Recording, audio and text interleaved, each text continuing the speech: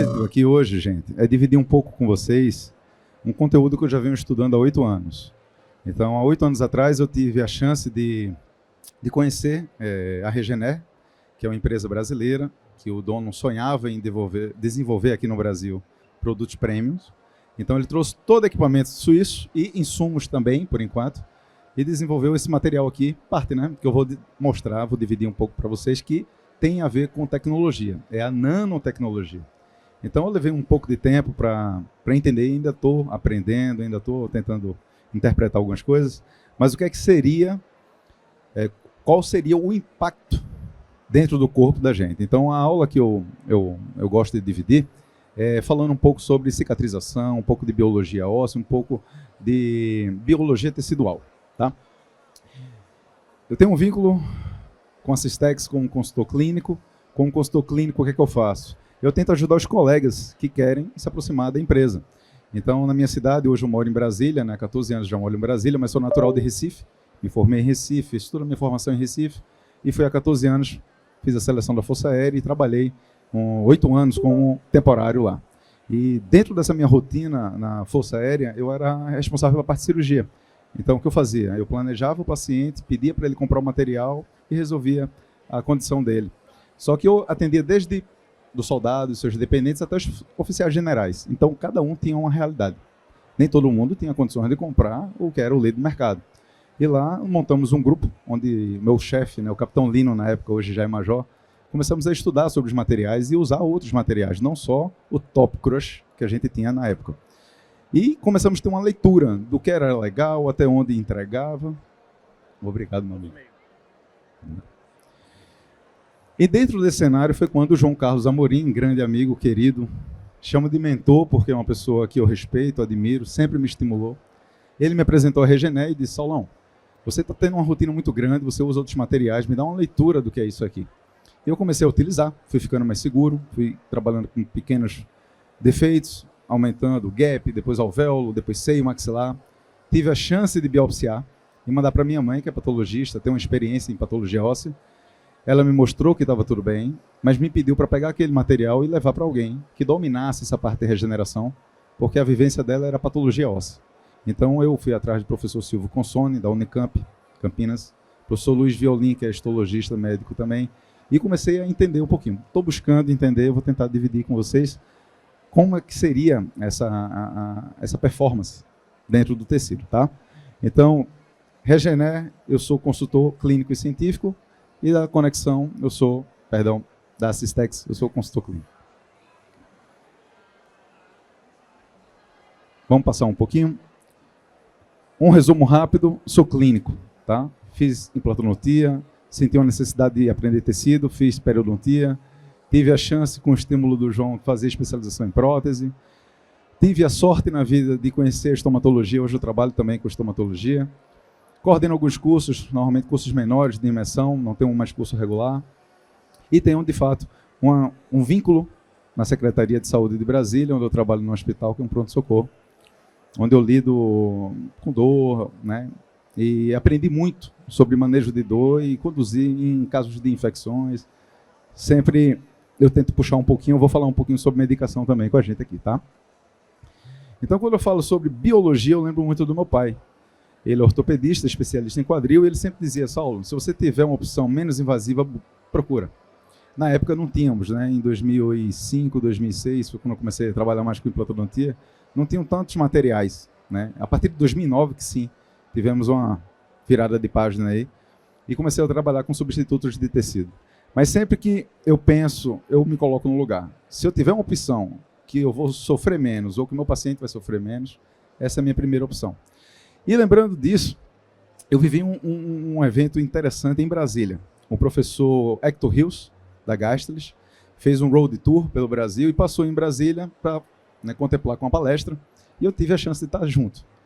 Tinha um grupo de 25 pessoas, tinha gente de Goiânia que veio dirigindo, teve gente de BH que estava ali também dirigindo, e ele deu uma palestra de 1h30, onde ele falou muito sobre cicatrização, coágulo, enfim. Ao final, ele colocou 2 casos clínicos mais simples, e isso gerou um desconforto.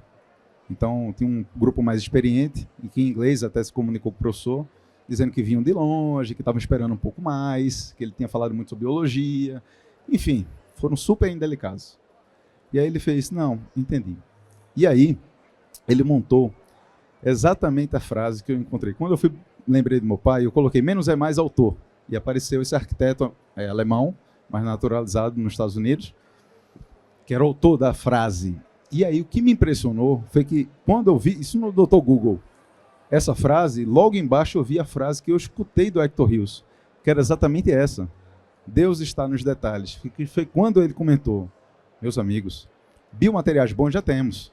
O que a gente precisa é entender a biologia, respeitar a biologia. Então, eu quero puxar a atenção para vocês de um poder que cada um já tem. Tá? Então, eu vou falar um pouquinho sobre biologia tecidual. E sempre que eu falo, eu pergunto sempre 3 questões, 3 perguntas. Vocês lembram das células que estão envolvidas na cicatrização óssea?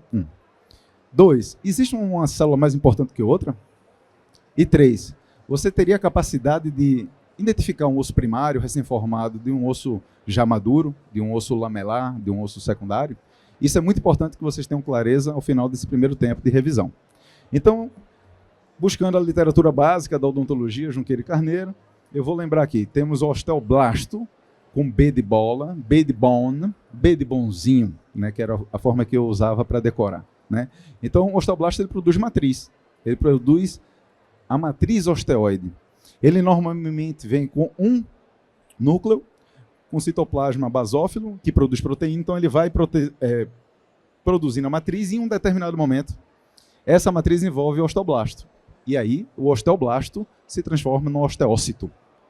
Tá bem? Então, o osteoblasto produz matriz óssea, B de bone, osteoblasto, e ele é aprisionado pela própria matriz. E aí ele se transforma no osteócito.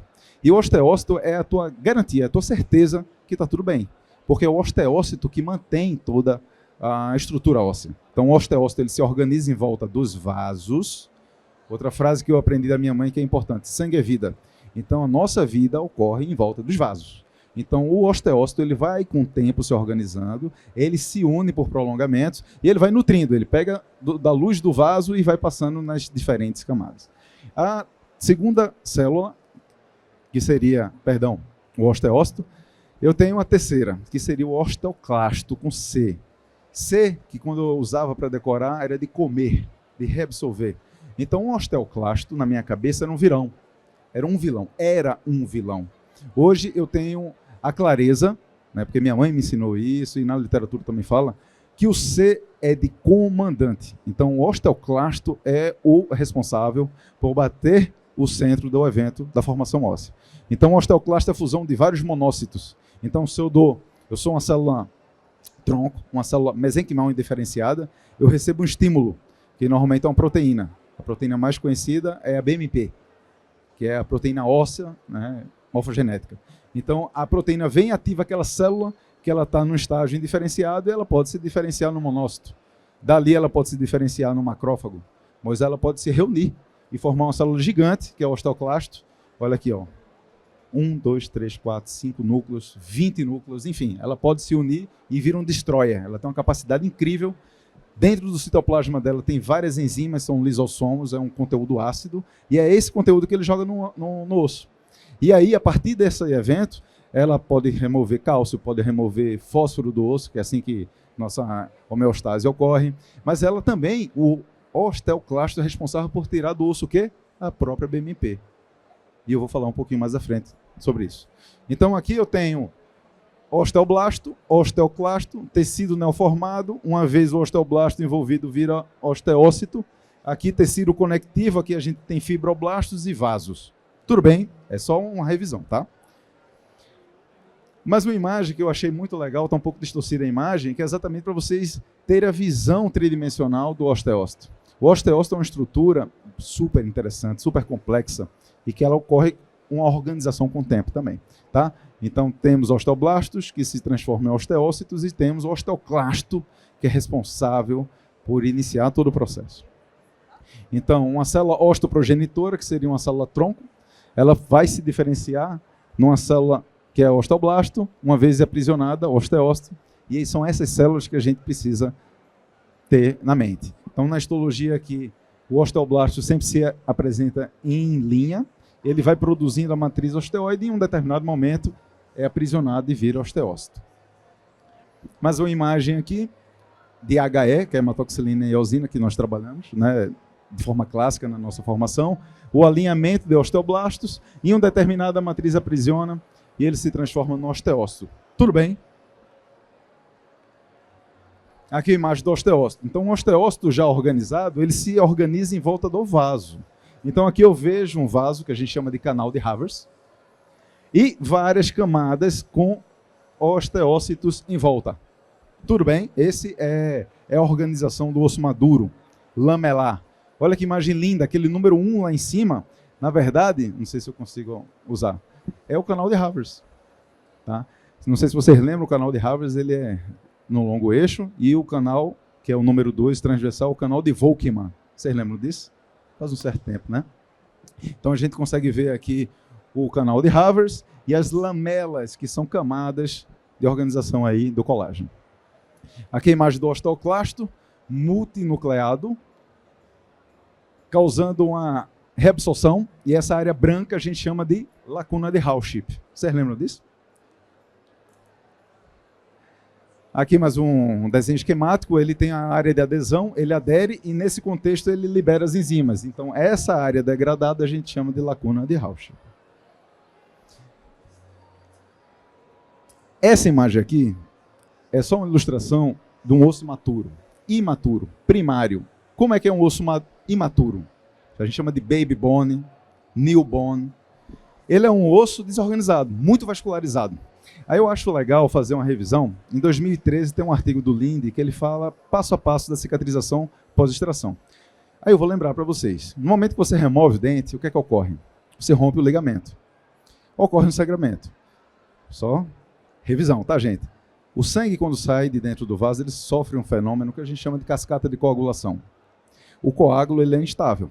Você faz um bochecho vigoroso, uma atividade física enérgica, ele pode ser deslocado. O corpo sangra novamente para formar novo coágulo. E assim a gente chama até quadro de hemorragia. Então, o coágulo ele é muito precioso. Por quê? Porque entre o segundo e o terceiro dia, ele começa a se transformar no tecido de granulação.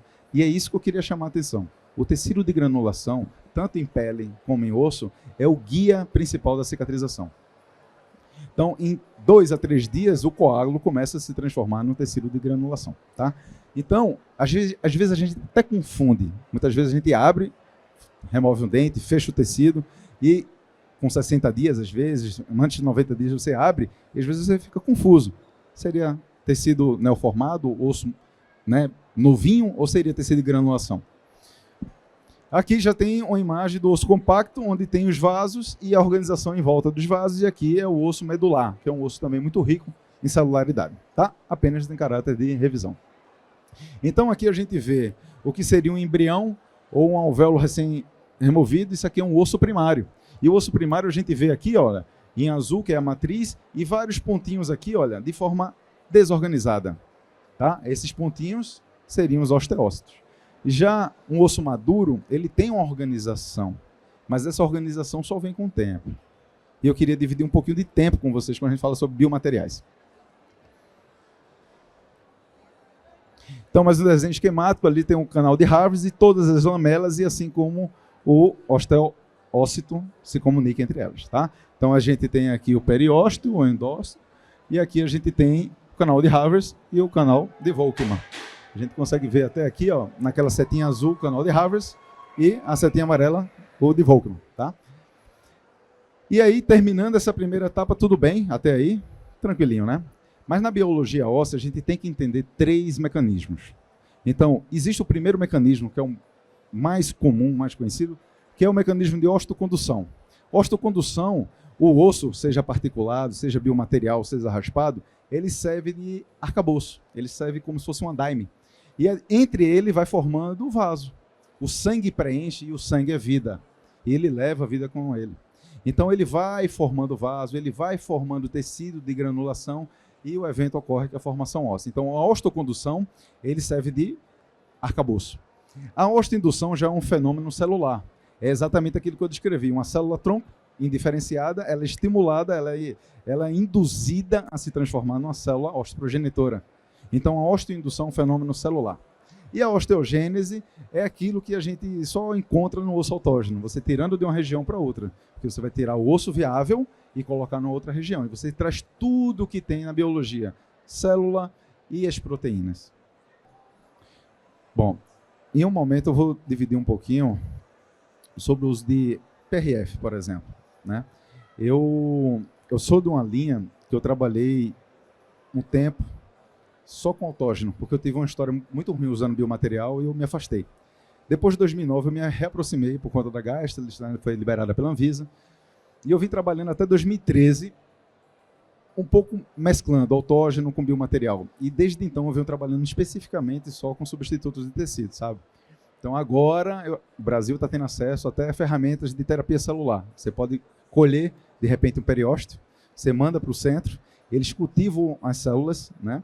E aí eles te dão entre 40 e 45 dias, te devolvem, já, no caso aí, né, é terapia celular. Né? Você pega e você combina com biomaterial e você tem toda essa questão da osteoindução. Mas isso não é barato. Isso não é barato. Eu não costumo mais combinar osso. E eu vou mostrar um pouquinho aqui. Tá?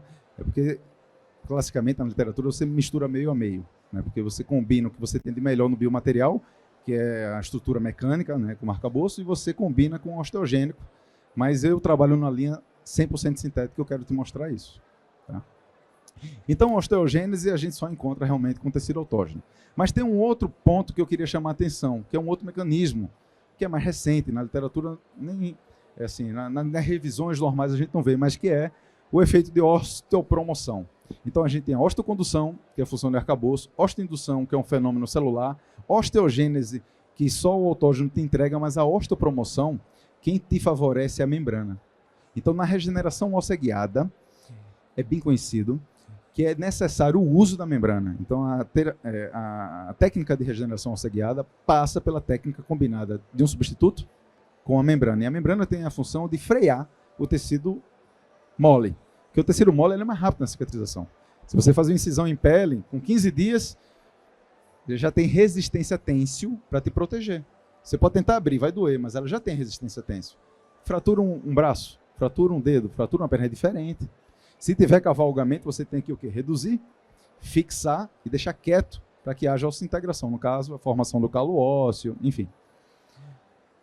Eu entendo, e é uma das regras da regeneração óssea, é a estabilidade. Sem estabilidade, não tem performance. Eu vou ser bem específico. Quando tem mobilidade, não forma vaso. Você vê em tecido mole, você faz o enxerto, não suturou tão bem, teve mobilidade, necrosa. No osso, quanto mais organizado, quanto mais quieto ele fica, melhor para ele. Esse quadro eu acho muito legal do professor André Pellegrini, que aí vou fazer a revisão final dos mecanismos. Aqui na primeira coluna a gente vê os tipos de enxerto. O primeiro autógeno, do paciente para ele mesmo. O segundo homógeno, que seria banco de osso, de doador. O terceiro, derivado de animal, bovino, equino, porcino. Aloplástico, que é o sintético. E, por fim, a proteína morfogenética óssea, que é a BMP. Tá? O que eu puxo atenção para vocês é exatamente o mecanismo lá em cima. Osteocondução, osteoindução e osteogênese, a gente só encontra no autógeno. Tudo bem? É do paciente, é vivo, é dele para ele mesmo. Homógeno é banco de osso. Então você vai lá, tira tudo que é orgânico, deixa só a parte mineral. Então o banco de osso, ele age como osteocondutor. Ele não tem função de osteoindução nem de osteogênese, não tem, ele é osteocondutor. O xenógeno, derivado de animal, também não tem nada de orgânico. A gente nem quer. Eu não quero nada do boi, não quero nada do porco. Eu quero só a parte mineral, que é parecida com a nossa. Já o sintético, classicamente, ele é osteocondutor. Eu vou mostrar hoje para vocês um pouco diferente. Mas o sintético, ele classicamente, ele é só osteocondutor. E já a BMP, ela é unicamente osteoindutora. Tanto é que ela precisa de um carreador. Normalmente, ela no Brasil não tem mais. Mas tem uma empresa, que é a Meditronic, americana, tinha um produto chamado Infuse. O Infuse, caro para dedéu. Ele vinha com a seringa e vinha com uma membrana, uma esponja de fibrina, que você enrolava, tipo, ia fazer um levantamento de seio, você levantava, colocava, molhava com o Infuse, né, que era BMP2, né, que é um produto de BMP2, e tinha uma resposta inflamatória tremenda, edema, e dentro dessa resposta inflamatória, uma formação óssea descomunal. Só que não temos mais esse produto no Brasil. mas o Infuse é de terapia celular, é BMP2, tá? E ela precisa sim de um carreador, ela precisa sim de um osteocondutor, e que eles usam, por exemplo, uma esponja de fibrina. Se você enrolar e colocar no músculo, a reação inflamatória gera formação óssea. É uma coisa louca, mas não temos aqui pela Anvisa mais, tá? Tudo bem até aí? Então vamos lá, gente. Eu já passei por todos esses eventos, menos banco de osso, eu trabalhei muito pouco com banco de osso. Mas a menina dos olhos do mundo é o sintético, sem dúvida. Se você for entrar na literatura, a cada 10 artigos publicados, 7, 8 são sobre sintéticos. Houve uma busca muito grande sobre o entendimento da resposta, por exemplo, da Gastelis, né, que é muito antiga, desde 1986. Então, a parte do estudo de animais e derivados foi muito bem documentada e explorada. Hoje o mundo corre atrás de uma opção sintética, por vários motivos. Motivos financeiros, motivos legais. Né? Na Europa, muitos países não permitem usar material animal em humanos, motivos religiosos, enfim. A gente olha na literatura, é isso. Hoje, a menina dos olhos são sintéticos, e eu quero trazer vocês um pouquinho para o que eu venho vivendo, que é o cenário da nanotecnologia, o sintético nanométrico. Então, por que o fosfato de cálcio? Por que hidroxapatita? Porque é segura. Na literatura médica, ela é muito conhecida. Então, desde 1920, já vem fazendo uso, 69 uso em humanos. Agora eu quero chamar a atenção em 75. A partir daí, Neri chamou a atenção que a biocerâmica, que o fosfato de cálcio é uma biocerâmica, quando era poroso, tinha um impacto muito grande celular. Então, a porosidade é um fator importante quando a gente fala sobre biomateriais. Em especial, eu puxo para biologia óssea. Eu faço uma analogia com o professor Brenemark, que quando ele trouxe os implantes, eles eram polidos. A gente chamava implantes usinados. Eles brilhavam até, mas eles osso integravam. Mas o contato real osso-implante, que a gente chama de BIC, era em torno de 30% a 40%. Aí pensaram, poxa, e se a gente transformar mais rugosa, vai ser melhor ou não? E viram que foi muito melhor para a performance óssea, uma superfície rugosa, uma superfície porosa, uma superfície hidrofílica. De tudo que eu posso dizer, de qualidades, de características, eu não tenho dúvida que a principal é a hidrofilia. Hoje eu recebo material, minha linha de pesquisa é biologia óssea. Eu pesquiso operando, biopsiando e analisando histologicamente. Então, eu, nessa caminhada, conheci aproximadamente 12 produtos. E tem aqueles que são interessantes, tem aqueles que não são nada interessantes. Então, de vez em quando, o que é que eu recebo? Uma amostra. Usa aí. Recentemente eu recebi uma, eu coloquei no soro, boiou. Eu disse, não. Para mim é um sinal que não há hidrofilia, pelo menos isso. Então, a hidrofilia é um ponto importantíssimo, eu vou mostrar também. Vantagens. Disponibilidade pode ser feita através de extração de coral de mal, né, de coral de mar, ou você pode fazer 100% no laboratório. Facilidade de manipulação. Hidratou com soro, posiciona. Menores complicações e maior segurança. O que é que eu faço de comparação? Eu sou de uma época de autógeno. E quando eu complicava ou tinha decência de sutura, infectava. As infecções em autógeno, que é mais antigo aqui, sabe, geram um processo inflamatório muito exagerado. Edema, pus, necrose. Então, quando eu tinha a infecção, muitas vezes eu perdia tudo. Mesmo complicando eventualmente, eu realmente estico a corda, né? Já estou no momento que eu trabalho muito com retrabalho, né? Era o que eu queria, na verdade, eu sonhava com isso. Mas a minha realidade é um pouco diferente, né? Então, eu até, em alguns cenários, voltei a usar autógeno para reconstruções verticais. Mas minha verdade mudou tremendamente. Muitas vezes, quando infecta, eu faço toda a terapia medicamentosa clássica, do amoxicilina com clavulato, as infecções mais crônicas, a gente trabalha muito com a clindamicina, que é boa para a osteomielite, mas eu trabalho com antibiótico e muitas vezes eu abro o tecido, irrigo, tiro aqueles grânulos mais desorganizados e ainda fica 25%, 30%. Não perco tudo como eu perdia com os autógenos, entende? A resposta inflamatória é muito grande quando a gente trabalha com autógeno. Então, eu comecei aqui só falando as vantagens, teve uma distorção mesmo. Biocompatibilidade, a hidroxapatita ela é osso integrada, não produz nenhuma reação inflamatória maior. No entanto, na área médica, eles usam muito esses biocerâmicas como um carregador de fármaco. Então, se tem uma osteomielite, por exemplo, ele entra, limpa, cureta, coloca lá uma biocerâmica com vancomicina, foi assim que eu vi meu pai usando. Então, tratamento de cânceres, né, de ossos, então ele mistura a biocerâmica com antineoplásico e injeta. Então, a ortopedia trabalha com biocerâmicas que são rapidamente degradadas. Então, meu pai, meu irmão, que é ortopedista, quando ele precisa, ou ele vai para autógeno, ou ele trabalha com algo que fique por um tempo e vai embora.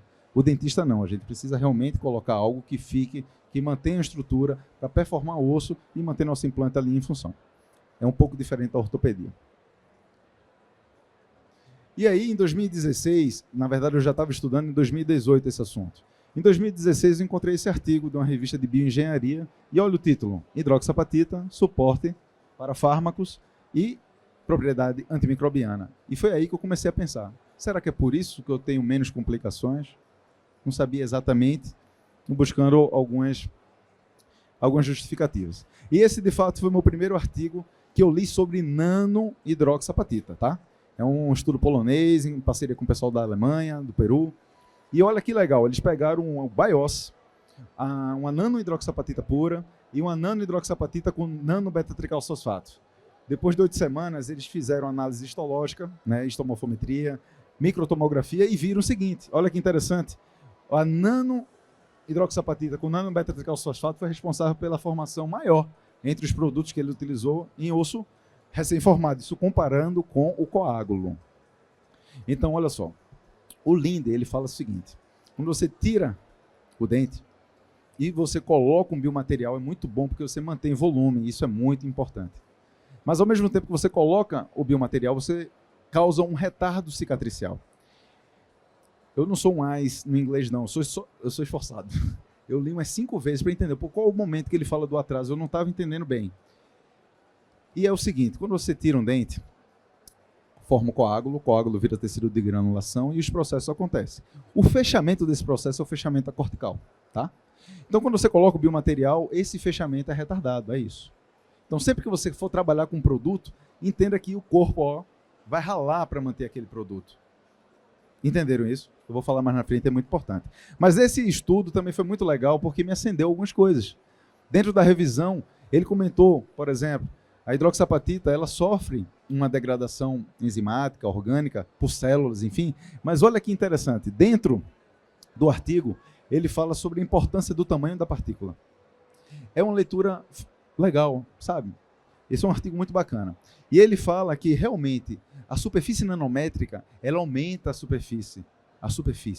Então, vocês vão ver termos como porosidade, termos como hidrofilia, termos como molhabilidade, termos como wettability, né, que do wet, de molhado. Mas eu queria chamar a atenção sobre área de superfície. Então, quanto maior for a área de superfície, maior a adesão de proteína. E a partir daí, tudo ocorre. O último estudo, que eu vou falar assim mais geral, na verdade eu queria falar do autor, que é o professor Pablo Galino Moreno. Esse camarada foi considerado o maior pesquisador da Gastrolist no mundo. Foi o camarada que mais publicou sobre BIOS, BioGuide, enfim. Então, todos que estudam essa área vão se deparar com esse autor. E, desde 2019, a linha de pesquisa dele é o beta-TCP. O beta-TCP é também um fosfato de cálcio. E, desde o Buser, em 2009, o Buser já chamava atenção, achando que o beta-TCP poderia ter alguma propriedade osteoindutora. O Obrexon também. E a comunidade não sabia explicar ainda muito bem o que era aquilo. Eu vou dar um salto e vou voltar. Hoje a gente entende que o beta-TCP é um fosfato de cálcio que ele é reabsorvido mais rápido. Até então, eu acompanhava isso há alguns anos atrás. Então, ele sai do cenário e onde ele ocupa, normalmente forma vaso sanguíneo. Então, o beta-TCP, resumindo, tem uma relação direta com o fator de crescimento que é do endotélio. Então, a célula endotelial, que é a célula que faz o vaso, dentro do TCP, a gente encontra maiores fatores de crescimento para a célula endotelial. Eu vou mostrar um pouquinho mais à frente também. Esse aqui é um estudo que eu não vou ficar falando, vou para a parte clínica um pouquinho com vocês, mas é do nosso grupo também, que foi na revista Nature, tá? Um artigo muito bem escrito, muito denso, para quem busca mais informações e detalhes sobre características bioquímicas, biofísicas, está muito completo. Tá? Então, quem tem mais interesse em conhecer, isso aqui é um estudo que está muito bem escrito, tá? Que é do nosso grupo também, onde ele sempre compara com o BIOS. E ele viu que o Bluebonne, ele induz uma formação de novo osso superior, inclusive ao líder de mercado, que é o BIOS, tá? E aqui eu faço uma pequena reflexão. Eu queria, em silêncio, que vocês pensassem o que é que vocês associam quando pensam sobre cicatrização. O que é que vocês associam quando vocês pensam na palavra regeneração? O que é que vocês pensam quando vocês lembram de reparo? Eu fui no Dr. Google, tá? E olha que legal, o que eu quero chamar a atenção de vocês? O processo de cicatrização, ele tem uma relação direta, mais uma vez eu falo direta, com a inflamação e tecido de granulação. Quando eu vejo as fases que envolvem a cicatrização, eu vejo mais uma vez o processo inflamatório, o tecido de granulação e a maturação. Então, eu quero chamar a atenção para vocês sobre o tecido de granulação e a importância que ele tem dentro desse fenômeno aí. Então, a regeneração é a possibilidade de você substituir completamente o tecido danificado por um novo e ficar só o tecido viável, real do paciente. Já a cicatrização é um reparo. É uma cicatrização onde, dentro do contexto, forma mais colágeno, mas protege o teu corpo também. A regeneração sempre foi um sonho, e o que a gente sempre, né, ou há muito tempo vive, é um bom reparo. Então, olha só que legal. Isso aqui é um estudo do Carlos Estrela, que é de Goiânia. Ele publicou, são 6 casos, eu peguei só um, mostrando o que o corpo da gente é capaz de fazer sem qualquer estímulo. Ou, melhor, estímulo intencional. Então, na região aqui do 16 e 17, vocês estão vendo no seio maxilar uma área mais branquinha, mais radiodensa? Olha que interessante. Olha o título desse artigo dele. Uma grande reação osteogênica a partir de uma infecção de raiz. Olha que legal. A tomografia mostra um dente tratado endodoticamente, uma lesão, e olha a resposta inflamatória em frente a esse estímulo da endodontia. Então, a partir de um estímulo irritativo, houve um processo inflamatório, e esse processo inflamatório levou à formação óssea. Aí você, né, que trabalha, gosta da estomatologia, mas Saulo, isso pode ser uma displasia fibrosa. É. Tanto é que foi biopsiado, e durante a análise era osso perfeitamente viável para travar o implante dentro dele. Então, isso nós já temos dentro da gente. Saulo, foi feita análise, sim, são 6 casos, eu peguei só um. Mas veja que maravilha da natureza. Não intencional, a partir de um estímulo, olha só, e a membrana completamente saudável, tá? A membrana completamente saudável. É um fenômeno realmente dentro do quadro de inflamação. E aqui foi a biópsia. Então, meus amigos, eu vou puxar agora para a clínica. Eu quero mostrar um caso que eu vivo desde 2009, que é uma reconstrução, utilizando materiais micrométricos, e depois eu vou mostrar o que é a nanotecnologia, como é que funciona dentro desse novo cenário. Então, foi feita a remoção do dente 26 e 27, e houve uma comunicação bucosinusal. Fechou, depois de 6 meses aproximadamente, o paciente veio para a reconstrução. O reabilitador, um grande amigo, o Enio Bicudo, grande reabilitador em Brasília, ele disse, Saulão, vê se você consegue um pouco de ganho vertical, para não ficar com as coroas muito longas. E dentro do cenário, uma gengiva muito boa, fibrosa, eu disse, não, vamos tentar sim. E vamos lá, passo a passo. Aqui tem a imagem, aqui no corte 118, você vê que tem osso, mas aqui há uma comunicação do periósteo com a membrana de Schneider. Então, eu vou sair daqui da frente para vocês verem.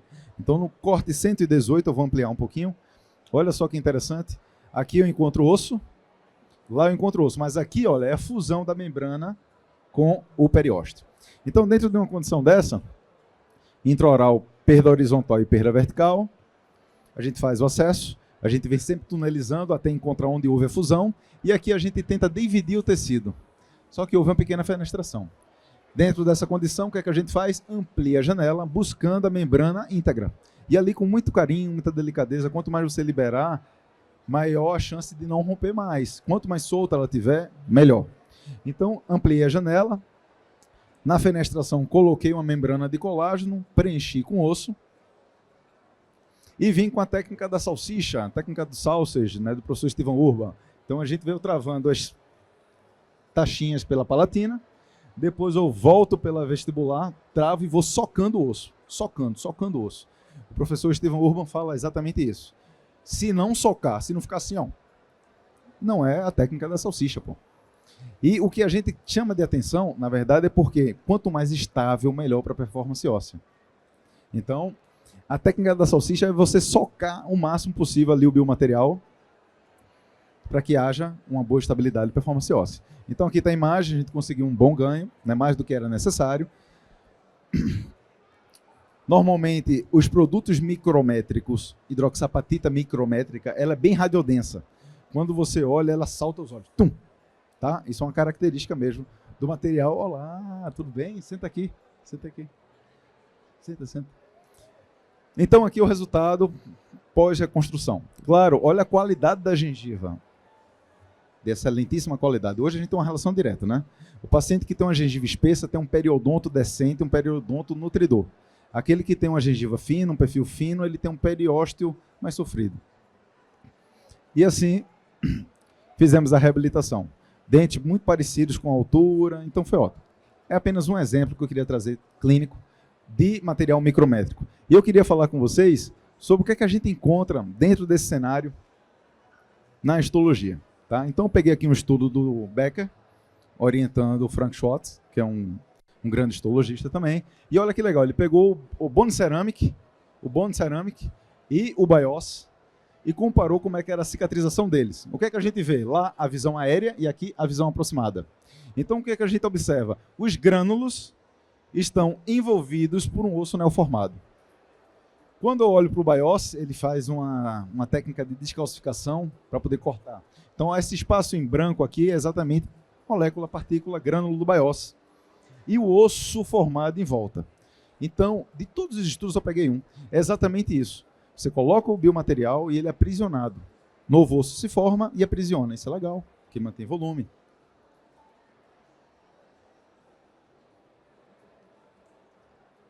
Outro estudo que eu gosto de dividir é do Maurício Araújo. Talvez o estudo mais hoje comentado, né, dentro da literatura da implantodontia mundial. Tá? Maurício Araújo é brasileiro, né, da Universidade Federal de Santa Catarina, e ele é pesquisador sênior junto com o professor Linde, em Gotemburgo. Então, a linha de pesquisa dele é, quando você tira o implante e coloca, um dente, coloca um implante, o que é que ocorre aquilo ali? E ele descobriu que é o seguinte, você tirando o dente, dependendo da região, no caso, vou falar na região anterior, por exemplo, normalmente o osso aqui é muito fininho. E parte da nutrição dele vem do ligamento periodontal. Então, se você remove o dente, você tem necrose. Fato. Então, hoje que a gente entende, é um consenso, se você tirar um dente, coloca um biomaterial se você quiser manter volume. Se você tirar um dente e colocar um implante, você deve colocar um biomaterial para manter o volume, porque aquela parede vai embora, porque faz parte da natureza. Ele chama de bundle bone, né? Depois a gente pode falar um pouquinho mais sobre isso. Então, o que eu quero mostrar é exatamente com a nanotecnologia. Vocês viram um pouquinho do que é que a gente vê na micro, vamos falar um pouquinho sobre a nano, tá? Então, um caso de regeneração, né, cicatrização em seio maxilar, sempre que eu posso, eu faço o levantamento e já posiciono os implantes, mas com a fusão de cortical, não dá. Volto a dizer, para osso-integração a gente tem que ter estabilidade, para performance óssea a gente tem que ter estabilidade. Ali não dava. Então, fiz a regeneração clássica, tá? Um levantamento na região. Eu vou chamar aqui para atenção para a região do 27. Olha só um desenho em V, né? Está um pouquinho alterada a imagem. Mas um seio saudável, a membrana completamente saudável. Então, olha lá. O que é que eu chamo a atenção? É a atenção técnica de você expor o máximo de osso possível. Você vai fazer a janela lateral, vai descolar e você vai buscar descolar até a parede medial. Quanto mais osso, melhor. Por quê? Temos duas formas de nutrição. Nutrição vascular e nutrição celular. Vascular e celular. Quem é que doa? É o osso. O osso medular é rico nesse fornecimento de célula, né? Então, eu fiz uma atenção, porque isso é muito importante. É detalhe técnico. É fazer uma boa janela, porque quanto menor a janela, maior o risco de ruptura da membrana. Então, uma boa janela e um bom descolamento, sem pressa. Então, aqui é o resultado e a primeira característica do produto. Em comparação com o micrométrico, o Blue Bone, que é nanohidroxapatita, tem uma densidade muito próxima ao osso nativo. Na época, na reta final da Força Aérea, eu ajudava muito o pessoal da ouvidoria e fazia algumas perícias. O que, na época, me chamou a atenção. E eu pedi, poxa, mas se o paciente vem do Rio, foi operado, usou biomaterial, eu vejo, tá ali, ó, pum. Mas esse eu não consigo identificar. Eu fui perguntar se podia mudar. E aí o pessoal do desenvolvimento me explicou, Saulo, a gente pode até mudar, mas pode ser que interfira na celularidade. Característica deste produto. Vamos lá. Fiz o uso do Blue Bond, né? Descolei até a parede medial da melhor forma possível, né? Até aqui, ó, preenchi tudo com biomaterial. Olha o que era. descolei bem, fiz questão, né, de chamar a atenção, porque isso é importante para a performance óssea. Tá? E aí, o que é que eu quero chamar a atenção? Sempre que minha linha de pesquisa, como eu falei, é biologia óssea. Então, quando eu faço a trefina, quando eu faço a remoção, eu sinto o osso mecanicamente. O que é muito comum quando eu trabalho com micrométrico? Por exemplo, o biópsia, né, que é de mercado, é encontrar uma área densa. Boa para furar com um implantezinho, né? Só que ele fura, ele pega osso neoformado e pega osso do boi. Então a gente encontra uma necessidade maior. Tá bem? Sempre que eu faço a instalação do implante em áreas regeneradas, eu tento, se possível, sem dano ao paciente, colher amostras para análise. Vinham fazendo isso. Eu estava comemorando com o pessoal do stand que a gente completou 1000 casos operados com esse material em 8 anos. E hoje eu falo com mais segurança. Então, fiz a remoção, fiz a instalação do implante na mesma sessão. E olha que interessante, sempre que eu faço a remoção do biópsia, é mais ou menos isso que eu encontro, uma área densa, mas pouco vascularizada, mais densa. No entanto, pouco vascularizada. E quando eu faço as biópsias duplo bone, eu sempre vejo mais vaso, mais sangramento. E eu vou mostrar vários casos clínicos agora para vocês. Antes disso, eu queria dar um presente que eu recebi, né? Então, o professor Silvio Consone e o professor Luiz Violim fizeram análise dessa peça, que foi uma trefina que eu fiz de seio maxilar, já com 14 meses. É uma amiga que também é professora e me deu a chance de analisar. Eu pedi para o professor Luiz Violim me ensinar, me fazer entender melhor. Então, fiz uma remoção perto da janela, buscando o olho do furacão. O que é o olho do furacão? Entenda que se você vai fazer uma regeneração em seio e o seio é estreito, as paredes estão próximas, a performance óssea é melhor. É diferente de um seio em U, que fica distante das paredes. Conseguem visualizar? Então, o olho do furacão é aquele momento ali no meio que é o mais sensível. E eu fiz a trefina e pedi para entender um pouquinho melhor. Então, ali em cima é a trefina, lá na ponta ali, superior, lado esquerdo, é o olho do furacão, e ele vai de forma gradual avançando. Ele pega uma janelinha, amplia e amplia. E olha que interessante, aqui, ele achou que isso aqui fosse um biomaterial ou um material em transição. E aqui, dando um zoom, você vê a quantidade de osteoclastos na região. Veja o nível de celularidade desse material. Então aqui, ele vai avançando para o olho do furacão. Uma visão aérea, mas uma visão aérea que eu consigo ver osso neoformado, com vários pontinhos. Isso aqui são vários osteócitos. E aqui a gente ainda estava buscando entender o que seria isso. Seria o biomaterial? Seria um material em transição? Bem-vinda! Tudo bom? E avançando, olha só que legal. Osso neoformado, osteoblastos sendo aprisionados para se transformarem em osteócitos. A medula óssea, olha a quantidade de osteoclastos e osteoblastos. Foi por isso que esse material foi dito como o primeiro material com propriedade de osteoindutora, há alguns anos atrás. Porque foi feito o seguinte, pegaram um dente, removeram um dente, rasparam um osso, preencheram com o osso raspado. Pegaram um dente, removeram o dente, colocaram blue bone. Depois de um período de completa cicatrização, ou seja, fechamento cortical, foi feita a análise histológica. E dentro dessa análise, foi através de estatística, viram que do ponto de vista qualitativo, ou seja, qualidade de célula, tipos de célula, e quantidade, qualitativo e quantitativo, deu similar. E aí disseram, poxa, se deu similar, o autógeno, que é raspado, que todo mundo sabe que é osteogênico, a gente pode, no mínimo, dizer que tem propriedade de osteoindutora. Esse foi o primeiro ponto. Então, vou avançar um pouquinho aqui. Olha que legal.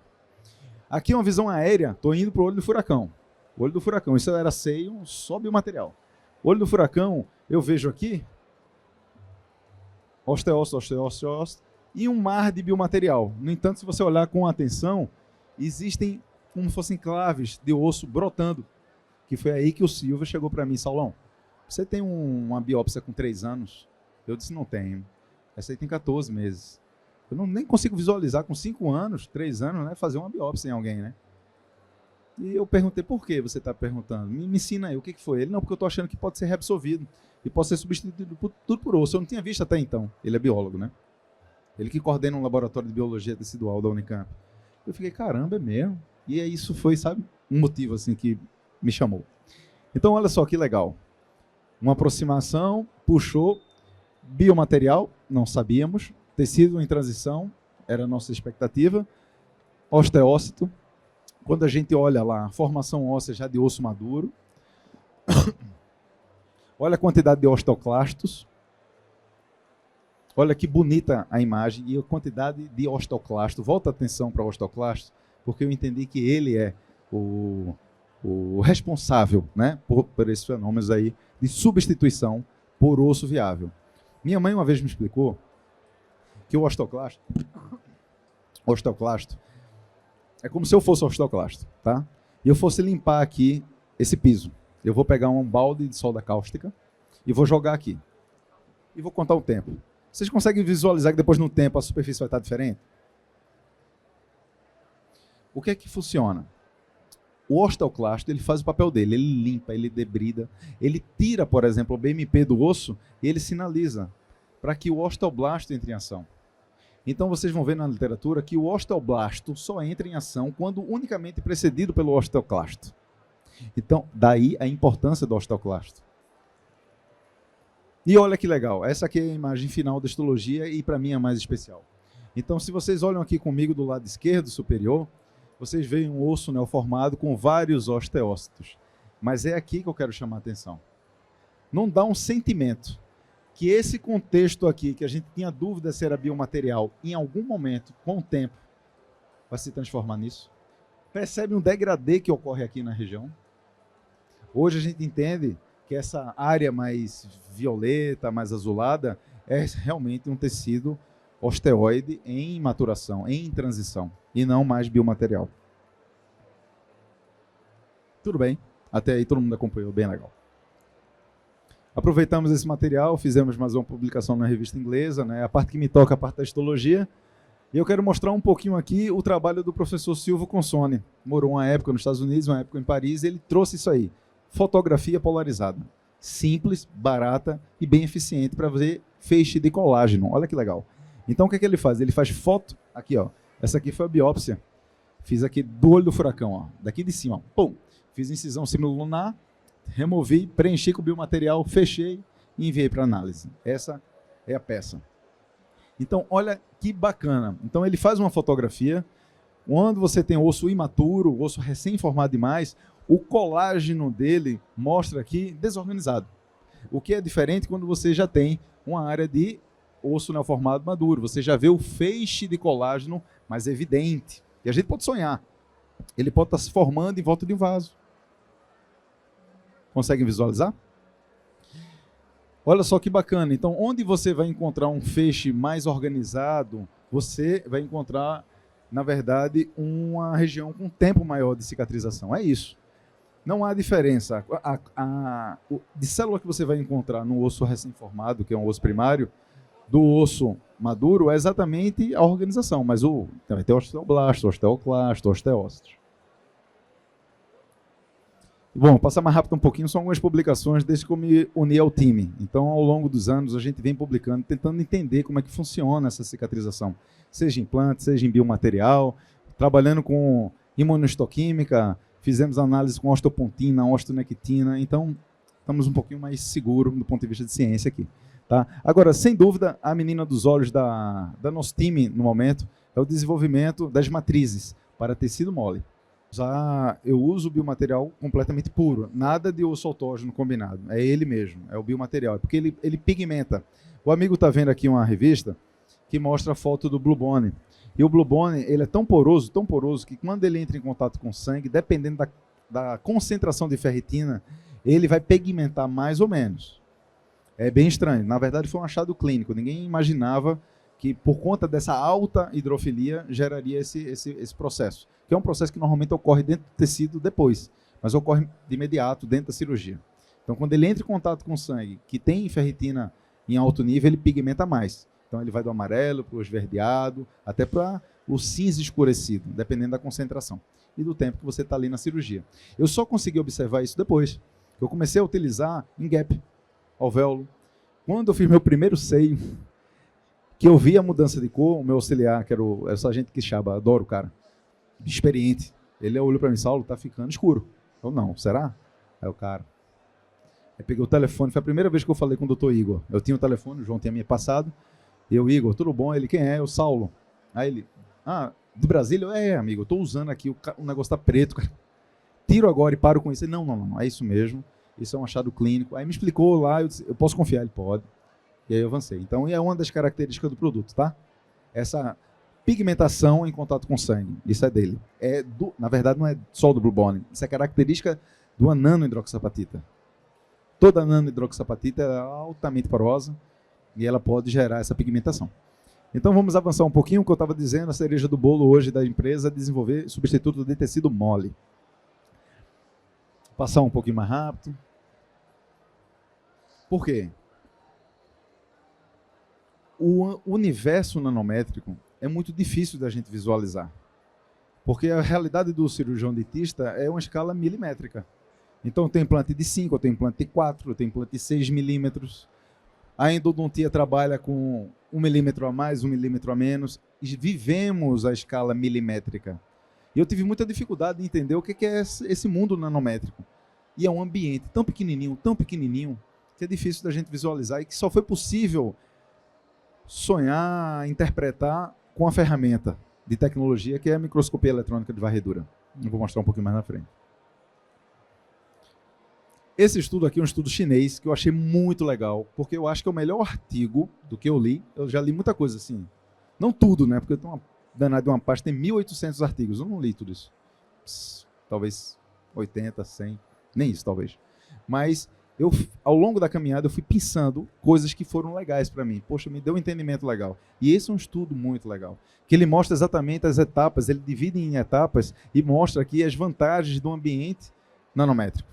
Então, volto a dizer, quanto maior for a área de superfície, vai ter melhor adesão de proteína e os eventos vão ser mais otimizados, tá?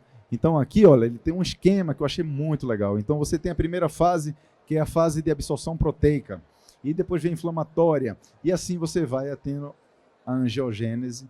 É um estudo muito legal, tá? Só estou comentando porque vale a pena ler, tá? E esse aqui que eu achei também incrível, que é do universo nanométrico, tá, gente? Eu estou trazendo para vocês artigos apenas da nanometria. E olha que legal, olha o título dele. Uma modificação da superfície, uma modificação nanométrica, tendo impacto na adesão de bactéria. E para mim, realmente, isso foi bem diferente de entender, porque eu sou periodontista e eu aprendi que a bactéria tem poder de aderir a qualquer superfície dura, seja dente, seja implante, seja uma prótese no coração. É característica dela, né? Ela tem essa capacidade. E, de repente, eu entendi que estavam desenvolvendo tipos de superfícies que estavam dando dificuldade de Escherichia coli e Staphylococcus aureus de aderir. E eu disse, caramba, foi nesse artigo que eu entendi que tem vários tipos de nanosuperfície. Tem a nanovulcânica, nanotubular. Existe um mundo aí que a gente nem conhece. E aí, dentro de um congresso, eu fiz um comentário com o professor Carlos Nelson Elias, que coordena o laboratório do IME, né? Ele foi o primeiro a receber o microscópio de eletrônica de varredura aí há, 20 anos. E ele é entre os 5 que mais entendem sobre tecnologia de superfície. E aí, dentro do IME, ele estava no stand e eu perguntei, professor, será que o pessoal vai lançar um implante com propriedade antimicrobiana? Porque é isso que está dizendo aqui. Pô, será que isso não é uma jogada comercial? Aí ele olhou para mim assim e disse, não, Saulo, olha, eu estudo isso há 10 anos, olha só. Poxa, mas não é para implante, é para componente protético. Evitar a questão da periimplantite, olha que legal. Olha que legal. Você usar uma ferramenta com esse objetivo, né? Então, existe um mundo e muita gente séria buscando entender. E eu vou trazer um pouquinho para vocês isso aí.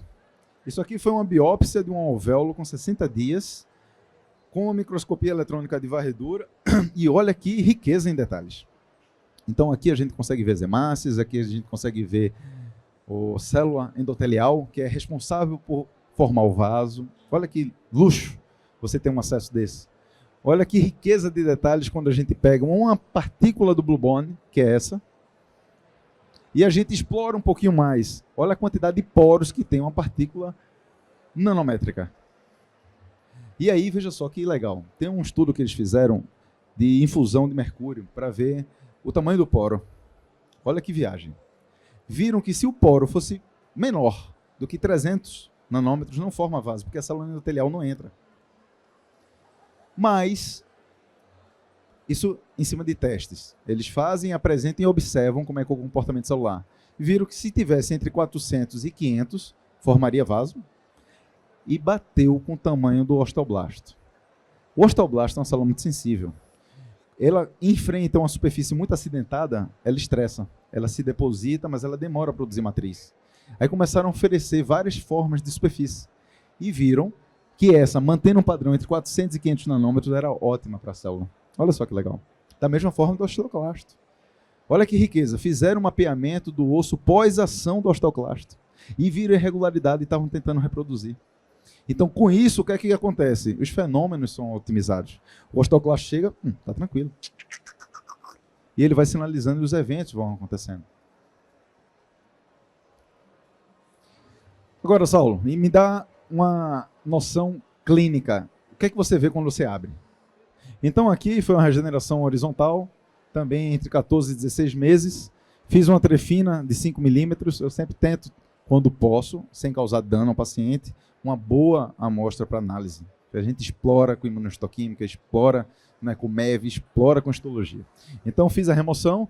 E o que é que eu quero chamar a atenção? Exatamente aqui, deslocando a peça. Eu vou me posicionar aqui do lado já para apontar. É exatamente isso. Está um pouco alongado, mas o remanescente é só esse. Ó. Tudo isso aqui é biomaterial. Tudo isso aí foi o Blue Bond. Mas olha o aspecto vascular dele. E vamos seguir? Aí você diz, Saulo, você só tem então análise de seio? Não. Seio, horizontal. Esse caso mesmo foi um caso que operamos na Força Aérea de um amigo nosso lá. Tínhamos o material para ajudar, não tínhamos a membrana. Então fiz a inserção do implante, não deu torque, coloquei o biomaterial e fechei. Após a cicatrização, você vê que tem uma pequena depressão, que é comum, tá? É comum, com biópsia, qualquer outro, ocorre sempre uma necrose. E nesse caso era uma área que tinha inclusive história de fístula. Então olha só que interessante. Com essa baixa eu preciso compensar. Então o João mostrou casos lindos manejando tecido mole e esse é apenas mais um da técnica do Hall, onde você faz uma incisão mais palatinizada, depois você debrida e você gira esse tecido para ganhar mais volume vestibular. Então fiz aqui a incisão, debridei, levantei, e aqui eu consigo visualizar a sombra do cover. E aqui está o biomaterial. Uma área que já tinha sido fistulada, então não tinha parede vestibular. Não colocamos membrana, porque na época não tínhamos, mas aqui está o biomaterial. E aí, quando eu pego a sonda, libero para colocar a chavezinha, ele destaca, muitas vezes, o osso que está ali trepado na cabeça do implante. Então, esse material vai para análise.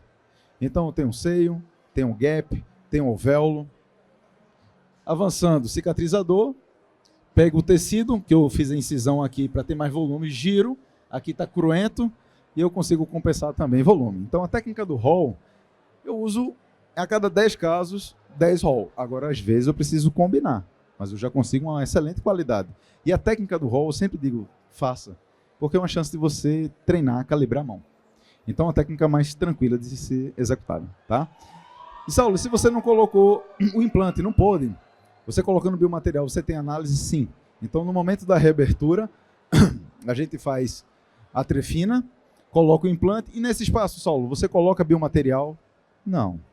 Nesse espaço aqui, quando a gente tem uma parede de maior de 2 milímetros, não precisa. O próprio coágulo vai guiar uma boa cicatrização. Na dúvida, bote biomaterial, porque é isso que o consenso orienta. Mas em muitas situações é perfeitamente possível e nem precisa você fazer realmente o uso de biomateriais.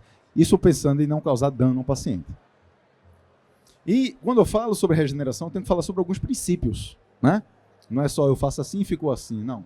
Seguimos princípios biológicos. Aqui a gente trabalha com a técnica da terapia combinada, que é usar uma membrana como barreira e um substituto. E o terceiro ponto é o tempo, que eu vou falar um pouquinho mais à frente. Então, assim também como princípios, temos o PES Principle, do Eng. Então, ele mostra que o fechamento primário, o PES, que é o P de fechamento primário, a sutura é importantíssima. A sutura é importantíssima. É a sutura que vai permitir que tudo ocorra. Então, o pessoal da Buco muito faz isso, né? Tá no final, bota para o estagiário, bota para o residente finalizar. A periodontia tem um pouquinho mais de atenção sobre essa questão da reconstrução.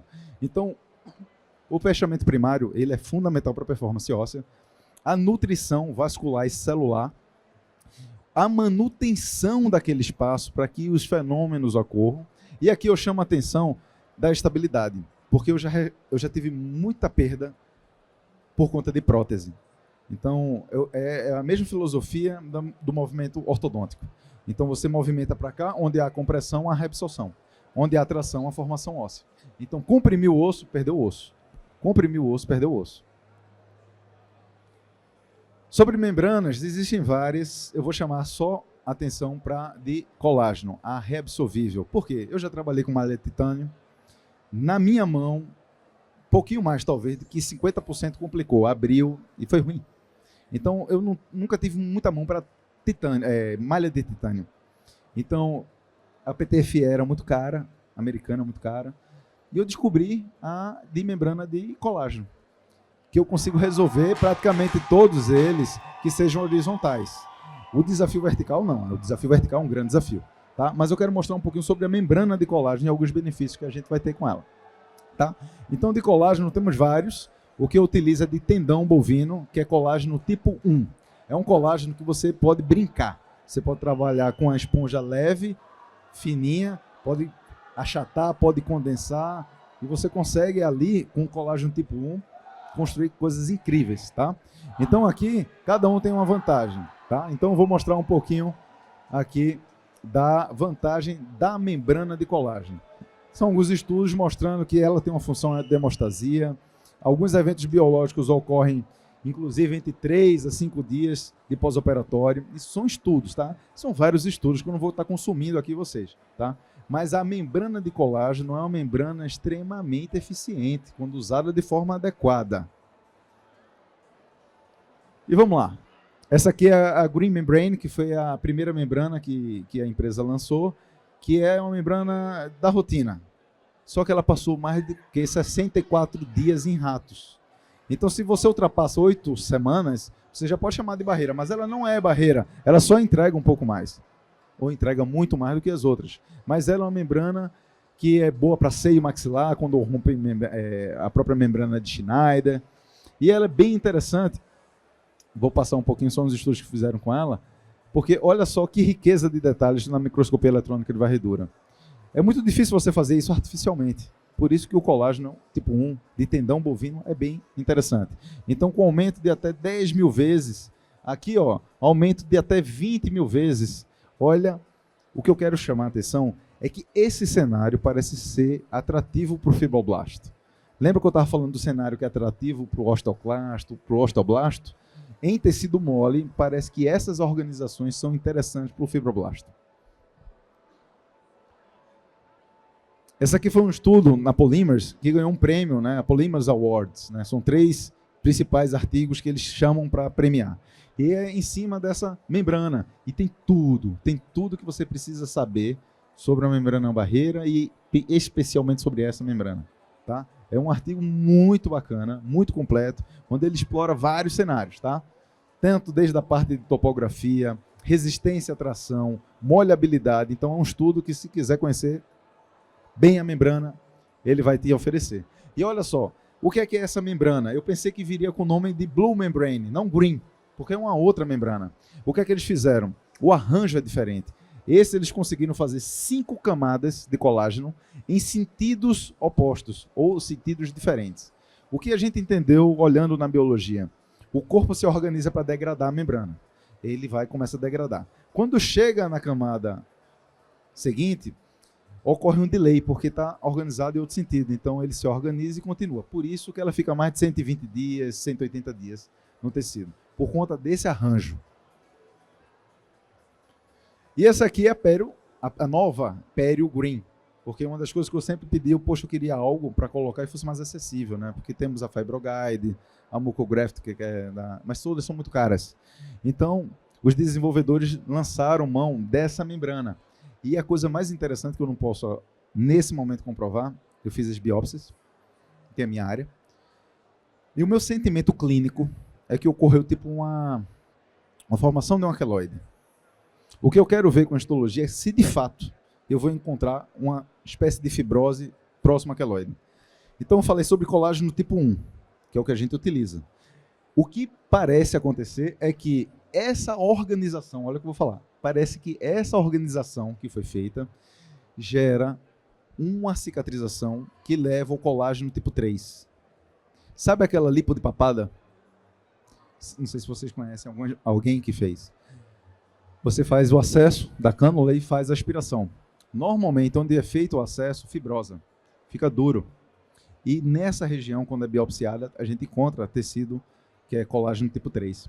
Então, nosso entendimento biológico é que essa membrana leva à cicatrização de um tecido de colágeno tipo 3, o que é bom. Quando você pensa no periodonto espesso, ou melhor, fino, você colocar fibrosa e fica lá aquele tecido mais organizado, mais resistente lá. Tá? Então foram feitos vários estudos inicialmente ela foi para ser comparada ao superior mucograft. Então a gente vê aqui nos picos em vermelho a maior alteração, essa aqui é a mucograft, ela tem vários picos, várias irregularidades, e aqui a green, a perio green, um pouco mais uniforme, com a organização diferente. Aqui fazendo a comparação, tanto é o que ela leva de colágeno. Então a perio green ela também entrega um pouquinho mais de colágeno quando a gente pensa com a mucograft. Inclusive a mucograft, fisicamente, ela é mais frágil. Ela fica na boca durante o tempo, ela degrada. Esses casos que eu utilizei a perio green com o objetivo de melhorar a faixa de keratinizado, porque a mucograft é para isso, é você já ter o keratinizado, incisionar, jogar lá para baixo a área cruenta, a área que fica ali sangrante, você sutura. E ela fica como se fosse um curativo biológico. E embaixo dela forma tecido de granulação. E aí ela pode ir embora, uma vez que já forma tecido de granulação. Já a perio green eu tive que tirar com 14 dias, porque ela fica mais tempo. O que, de certa forma, foi interessante, porque te dá a chance de fazer um rolinho ou dobrar com uma tapioca, um sanduíche e ganhar volume. Ela não só muda fenótipo, mas ela te dá um pouco de volume também. A depender, obviamente, da forma como você faz, porque os casos que eu só dobrei, eu tive uma contração maior do que os casos que eu fiz charuto dela. Eu ainda estou aprendendo a lidar com ela. Então, é mais ou menos isso. Aqui é o Blue Bone, aqui é a Green, tem uma diferença da perio. São estruturas organizadas de forma intencional, mas que são organizadas de forma diferente, para propósitos diferentes. Tempo de espera. Isso aqui é apenas para a gente conversar um pouquinho. Preenchimento alveolar, 5 a 6 meses. Depende. Paciente é diabético, é fumante. Paciente que tem a gengiva fininha, eu deixo mais tempo, irmão. Mas se for tudo redondinho, eu conheço paciente que cicatriza bem, eu posso até abordar com 5 meses. Seio maxilar, eu coloquei 8 a 10, mas minha regra de biópsia é 9, 11 e 14 meses. Por quê? Às vezes eu penso que o paciente vem, ele atrasa, mas ele entra em algum grupo estudado. E eu vi uma diferença muito grande, porque quando eu trabalho com o sintético precisa um pouco mais de tempo do que o derivado de animal. E a diferença é muito grande, é como se fosse uma PG, uma progressão geométrica. É muito diferente você abrir com 6 meses e abrir com 8. É muito diferente. E abrir com 8 e abrir com 11 é muito diferente. Então, meu entendimento é que, para esse tipo de material, quanto mais tempo, mais interessante, porque ele tem muito baby bone, ele tem muito new bone, osso neoformado, em comparação ao micrométrico, que fica lá. Tem estudo da Gastrist, eu acho que são 26 anos com a presença do IOS. E o que a gente sonhava era você ter a chance de colocar algo, ele te servir, ele ir embora. Esse era o sonho. Técnicas horizontais e verticais, eu não vi um estudo do Steven Urban com menos de 14 meses de pós-operatório.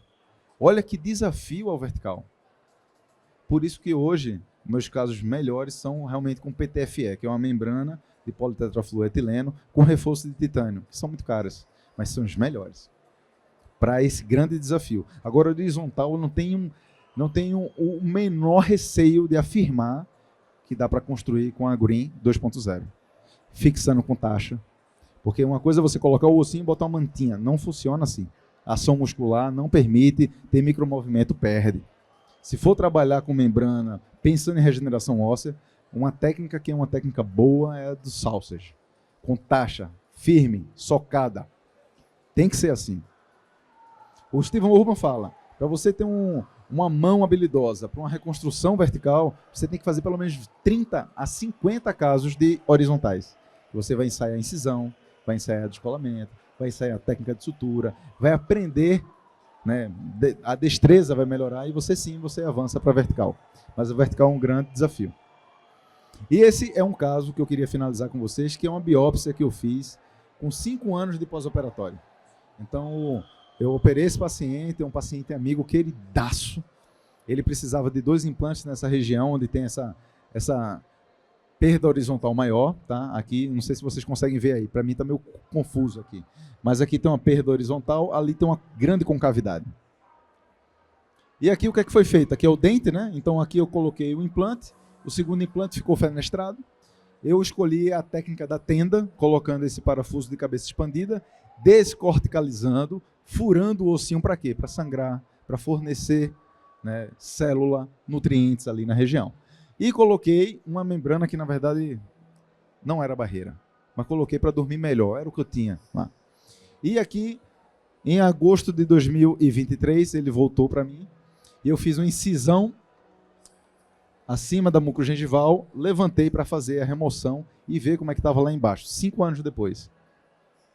Então, era uma concavidade, claro, isso aqui são fotos de celular, tá? A inicial, isso aqui eu já consegui com a câmera no consultório, já, né, com uma estrutura um pouquinho melhor. Então, fiz a incisão e olha o que eu encontrei. Um tecido muito parecido com a exostose. Duro. Mas, Saulo, não tinha mais nada de biomaterial, tinha aderido ao periósteo. Ele é tão hidrofílico, esse é o nosso entendimento, que invagina muito tecido e aprisiona o grânulo. E eu via isso com uma certa frequência, principalmente quando eu não usava membrana. E aí eu comecei a fazer diferente. A última camada eu vou quebrar, vou fazer ela bem pequenininha, vou botar membrana. E parou de acontecer o sequestro de grânulo. Mas aqui tinha, tá? Então eu levantei o que estava sequestrado, obviamente, e parei com isso aqui. Olha só, parecem vasinhos. É porque aqui está meio confuso, mas isso aqui são pequenos vasinhos. Vasinhos mesmo, vasinho em cima do biomaterial. Dava para ver que é um pouco de biomaterial. Mas o vale, estou falando do pico, dava para ver que era biomaterial, mas o vale eu ficava confuso mesmo. Se aquilo era osso nativo ou não. Então, abri, tentei com a trefina, não deu certo, a trefina estava cega, a guerreira, eu troquei. E aí eu fiz a remoção para análise, né? Então, olha só a qualidade e a vascularização do tecido. Coloco o biomaterial, né? Não posso deixar o paciente, vamos dizer assim, com esse defeito, né? Então, eu sempre posiciono o biomaterial na região. Não preciso nem condensar, para mim não tem sentido nesse contexto. Eu sempre condenso e sempre recomendo condensar, porque eu fiz casos no início e que eu usei bem parecido com o BIOS, como eu fui treinado. E eu vi que perdeu o volume. E eu disse, pô, não posso perder, cara. Eu vou condensar, porque eu tenho medo de perder. E eu tive a chance de biopsiar e vi que, do ponto de vista celular e vascular, não teve interferência. Então, a nanohidroxapatita, ela aceita a condensação. Ela aceita a condensação. E eu vou além, eu reforço. Ela precisa da condensação para ficar mais organizada. Porque a estabilidade é a base. Aqui eu coloquei mais biomaterial. Eu não trouxe astrologia porque a gente está na reta final de publicação na revista que a gente sonhava. E eu vou mostrar tudo isso aqui com 5 anos no nosso próximo encontro. Normalmente, a gente se encontra 2 vezes por ano. CIOSP e IN, que foi ano passado. O IN é um congresso de implantodontia que é maravilhoso, agora voltou a ser a cada 2 anos. E no Ambros, que é outro congresso menor um pouco, que ocorre aqui em São Paulo também, e a gente traz esse material. Tá? Então, esse material aqui eu vou estar contemplando no nosso próximo encontro. E mais uma vez eu reforço, gente, é muito importante a gente dominar a ciência básica, é porque a gente vai se distanciando. Mas temos tudo dentro da gente. Então, eu sonho com um produto que seja acessível, eu sonho com um produto que performe, e hoje eu sonho um pouquinho com a possibilidade de regeneração, né? Então, os encontros de congresso é para isso, né? A gente entender o que é que o outro está estudando, né? Está produzindo. E eu queria convidar vocês amanhã para o stand também da Regener, porque lá vamos ter a chance de fazer o hands-on, mostrar esses materiais, tanto o osso como membrana, falar sobre dificuldades da vida real, tá? E dicas reais, tá bom? Então, a gente está bem aqui pertinho de vocês, aqui, ó, nessa próximo ao banheiro aqui, né, na rua H, tá? E é isso, meus amigos, um abraço, muito obrigado pelo tempo, pela atenção de vocês, e queria chamar para lá para fazer um brinde com a gente, se for possível, tá bom? Obrigado, viu? Obrigado. Ô, Manuel, obrigado. Show de bola, obrigado, pessoal, pela presença de vocês. Dr. Saulo, mais uma vez, obrigado por sua dedicação e intenção juntamente conosco.